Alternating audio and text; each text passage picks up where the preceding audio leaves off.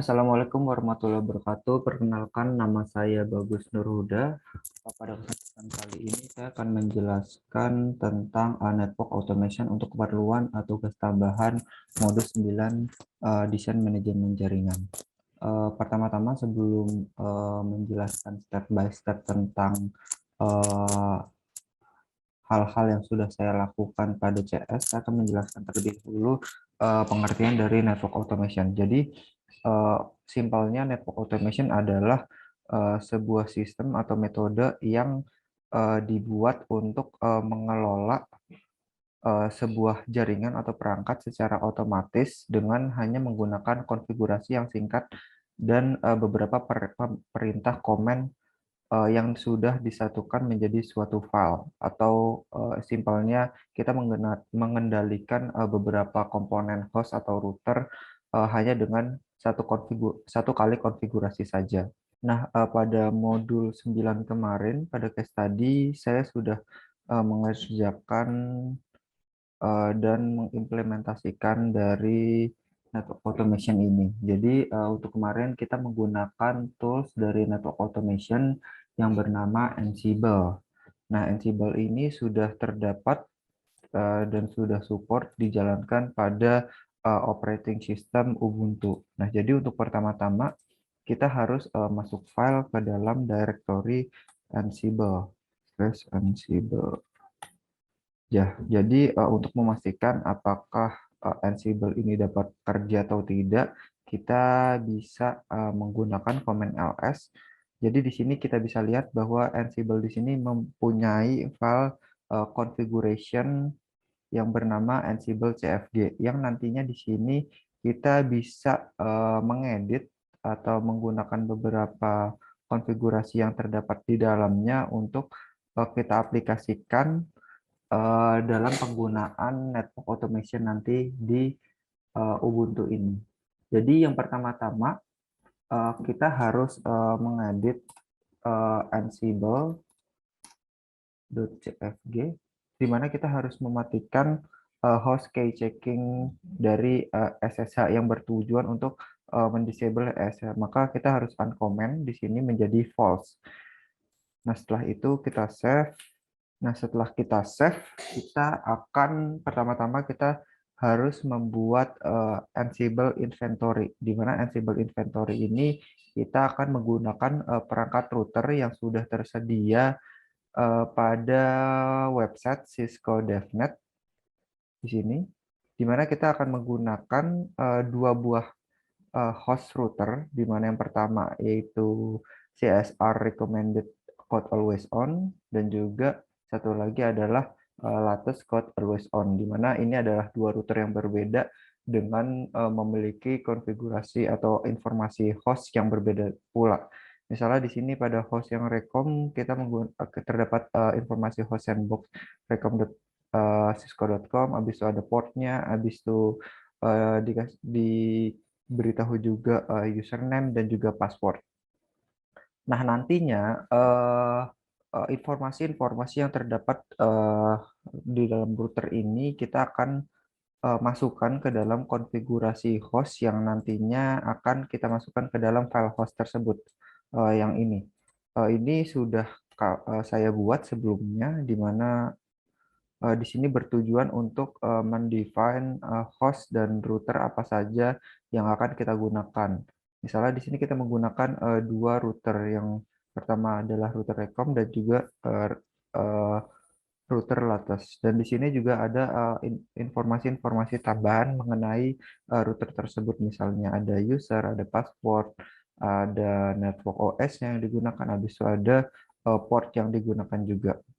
Nah, untuk mengeditnya yang tadi kita harus menggunakan kita harus masuk ke dalam konfigurasi super, yang dimana kita bisa mengedit file-file dan juga beberapa konfigurasi yang di dalamnya.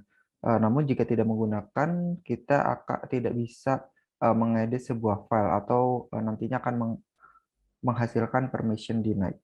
Kita bisa mengetikkan sudo su, kita masukkan password. Ya, di sini sudah masuk ke dalam mode super. Nah, setelah kita membuat file playbook, maaf, setelah kita membuat file host yang bertujuan untuk mendefine host, kita juga bisa kita akan menguji beberapa perintah yang digunakan untuk memastikan bahwa host yang tadi sudah kita define di dalam file host itu dapat bekerja untuk mengakses Ansible atau untuk bekerja sebagai network automation. Kita bisa melakukan perintah Ansible router strip and ping. Kita bisa menunggu sebentar. Ya, di sini kita sudah mendapatkan hasil bahwa dari dua host yang kita jalankan sudah terhubung dengan Ansible ini, artinya kita bisa melakukan ping secara bersamaan antar dua host tersebut. Nah, di sini bisa dilihat sukses dan juga sukses. Nah, selanjutnya kita juga bisa memastikan Ansible ini telah bekerja untuk menampilkan show IP interface brief. Misalnya seperti ini. Ya, setelah kita menjalankan command Ansible router is command untuk menampilkan IP, di sini bisa kita lihat bahwa untuk yang pertama sukses dengan menampilkan IP address dan juga interface dan juga beberapa informasi lainnya seperti status port dan juga protokol yang digunakan. Habis itu untuk yang satu laginya kita bisa melihat bahwa di sini valid. Mungkin terdapat akses yang cukup banyak dan juga traffic yang padat untuk router ini, jadi kemungkinan bisa juga terjadi failed. Nah, namun yang pas kemarin sudah coba bahwa keduanya telah berhasil melakukan ping dengan menghasilkan seperti ini. Ini untuk yang latest, habis itu ini untuk yang recom dengan menghasilkan beberapa IP address seperti yang ada di gambar ini. Nah, selanjutnya setelah berhasil memastikan bahwa playbook bisa berjalan, komen dari router ataupun host bisa berjalan, kita selanjutnya akan membuat Ansible playbook.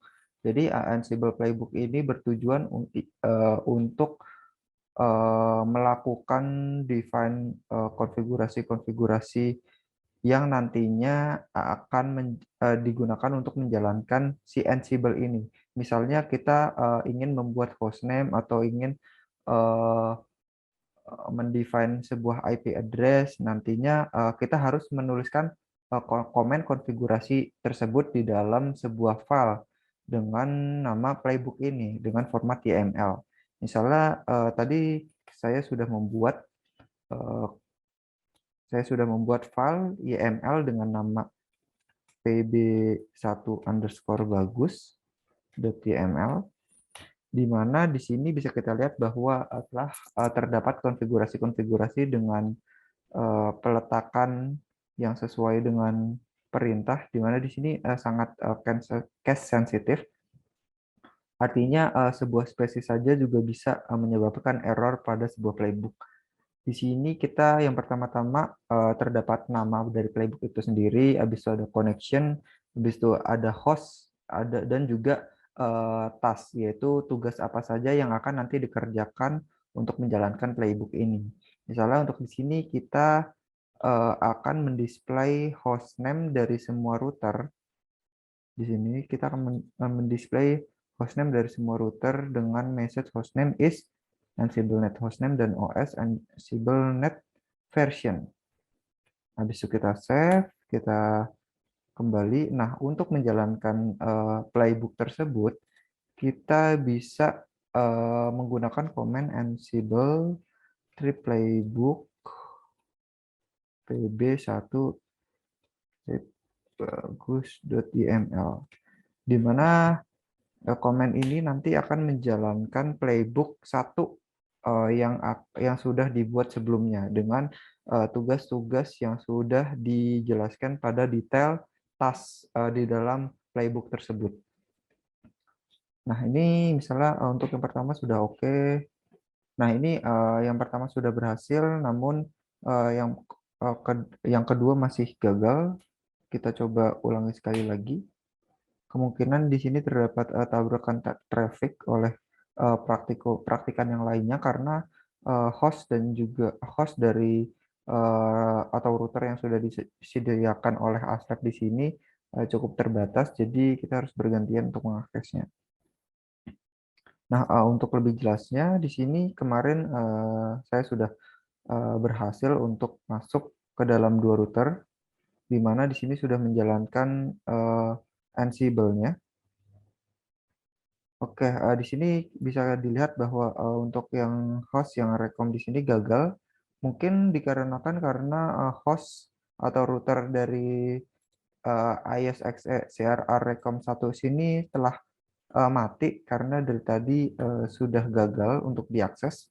Nah, namun untuk yang kemarin kita berhasil menggunakan komen Ansible strip playbook pb1 bagus.yml ini untuk menjalankan konfigurasi pada kedua router.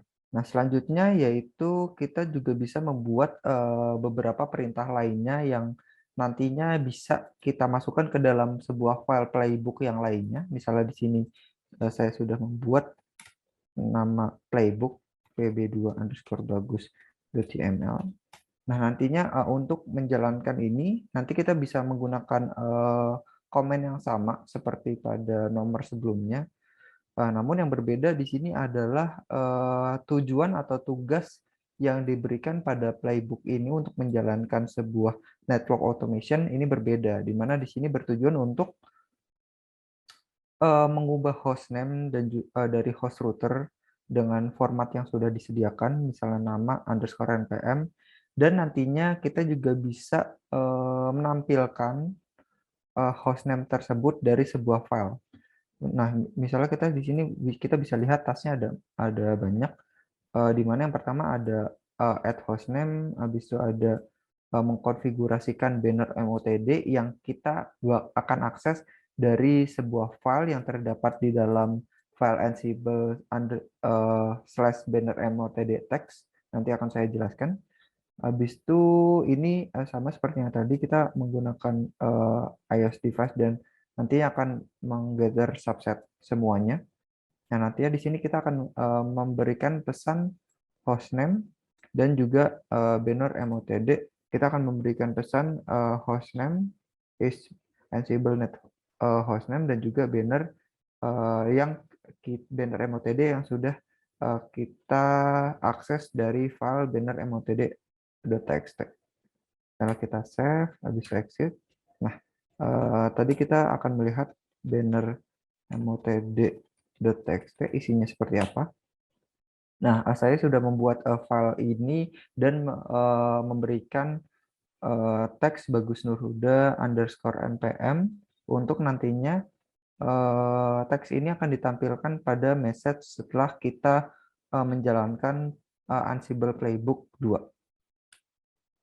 Nah, kita menjalankan komen yang tadi dengan mengubah filenya menjadi playbook 2_bagus. Di sekitaran, kemungkinan ini juga memerlukan waktu yang cukup lama seperti pada saat kita menjalankan playbook sebelumnya.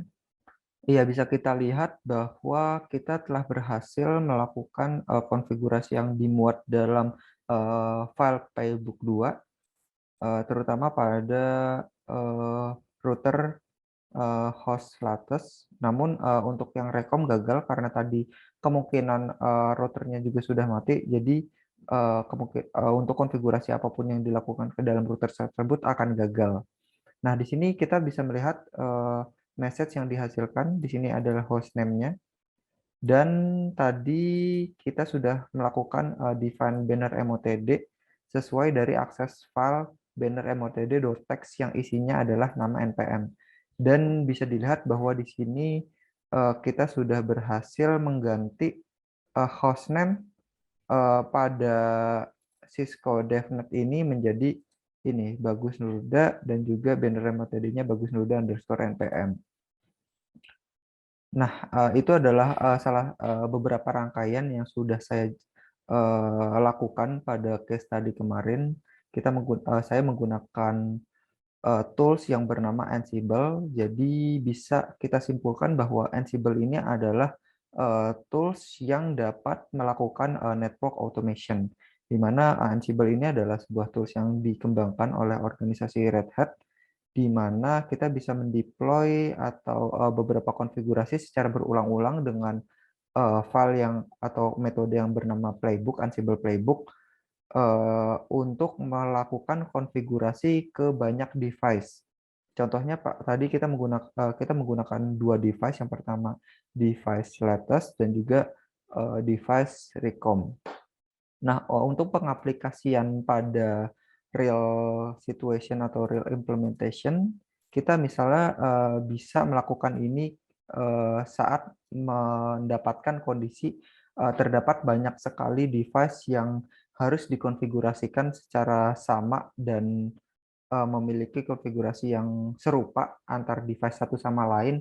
Namun untuk melakukan hal tersebut sangat membutuhkan waktu dan juga tenaga ataupun eh, orang yang sangat banyak. Nah, kita bisa menggunakan network automation dengan salah satu tools yang bernama Ansible ini untuk mengkonfigurasikan ke semua router, atau bisa juga kita hanya mengkonfigurasikan ke beberapa router untuk konfigurasi tertentu, habis itu untuk ke beberapa router atau host dengan konfigurasi tertentu juga.